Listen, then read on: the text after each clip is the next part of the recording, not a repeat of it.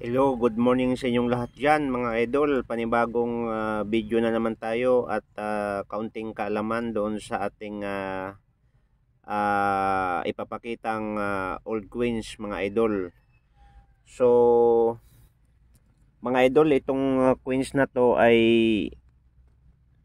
kung makikita ninyo mga idol, no? So yan po yan, yung coins natin ay 20 centavos. Ayan, makikita natin mga idol, no? 20 centavos po yan. Yan po yung likuran niya, ano. So ang likuran po niya ay United States of America, no? So ang kanyang date mga idol, no, 1911, no? 20 centavos yan mga idol. US Philippine coins, no?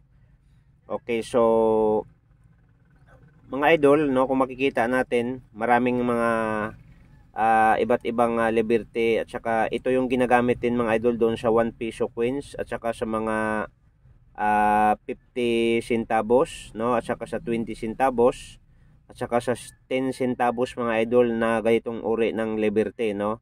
Kung makikita natin ay hawak-hawak niya yung isang hammer, no, at doon sa bandang bahagi ng kaliwa niya ay andoon yung umuusok na bulkan, no? Bulkan na Mayon sa Legazpi, Bicol, no? Okay, so mga idol, kung kayo ay baguhan pa lang sa aking YouTube channel, please don't forget to subscribe, paki-like at pakipindot mga idol ang ating notification bell, no? Para lagi tayong updated sa ating mga ginagawang video ngayon mga idol. So update ko lang kayo mga idol kung mayroon pa kayong ganitong uri ng coins, no. Medyo may pagkamahal na rin ito ngayon mga idol, itong coins na ito, no. Dahil nawawala na ito sa circulation mga idol.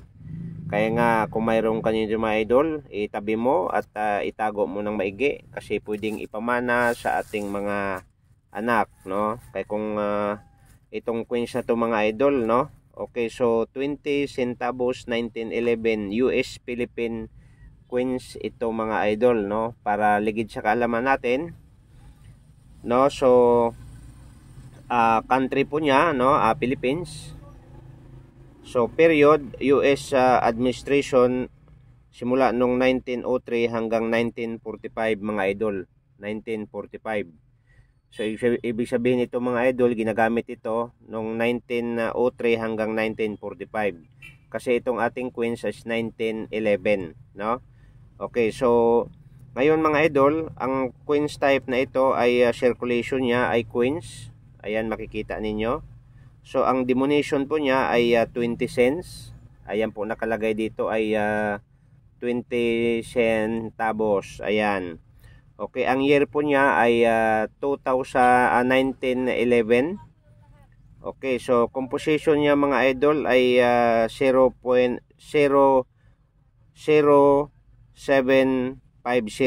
silver, no? At ang kanyang weight o timbang ay 4 grams. Ang kanyang diameter ay 20.80 mm. Ang kanyang thickness, no, 1.31. At under United States of America Mint. So ibig sabihin mga idol, under pa siya ng US, no, San Francisco Mint, no.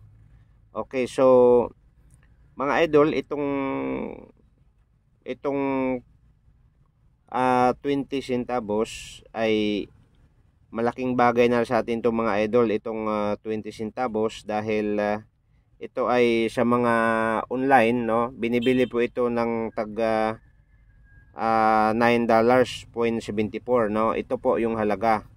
Pero mga idol, magugulat kayo dahil ang mintage po niya ay napakababa, no. Ibig sabihin itong coins na to mga idol ay wala na, no. Bihira na natin makikita dahil ang ginagawa po niya, ang ginagawa ay nasa 505,000 pesos lang mintage, no, ang ginagawa po nito, no. So ibig sabihin hindi pa tayong mga Pilipino ay hindi pa halos lahat na nakakahawak ng ganitong uri ng mga coins dahil 500 o 5,000 mintage lang ang ginawa, no. So good news para sa inyo mga idol itong coins na to dahil nabibenta siya sa mga onlines, no? May mga $4, mayroong $5, $6. Pero good news mga idol, ang pinakamagandang ano nito, ang pinakamagandang circulation niya, no, ang pinakamagandang hugis at wala pang gasgas.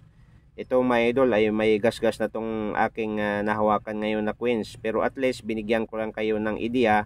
Baka mayroon kayo dyan sa inyong wallet, pakitago. Dahil sa auction, heritage auction mga idol, ay ang 91011 is Main San Francisco ay nakapag-auction sila mga idol, may nakapagbenta ng 17,523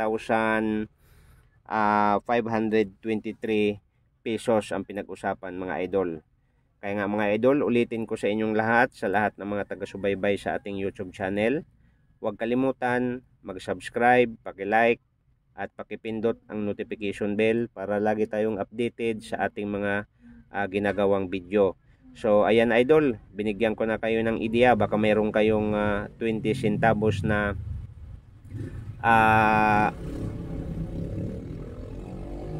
1911, no? So itabi nyo na. Pero mga idol, sa mga Philippines collector, nabibili ito ng depende sa klase, no? Mayroong 50 pesos, mayroong 150 pesos at 200 mga idol, no? 200 to 300 ang pinakamagandang klase, no? Okay, so yan na mga idol, binigyan ko kayo ng totoong presyo, no? Kaya nga maraming salamat sa lahat ng mga taga-subaybay sa ating YouTube channel. Welcome and God bless mga idol.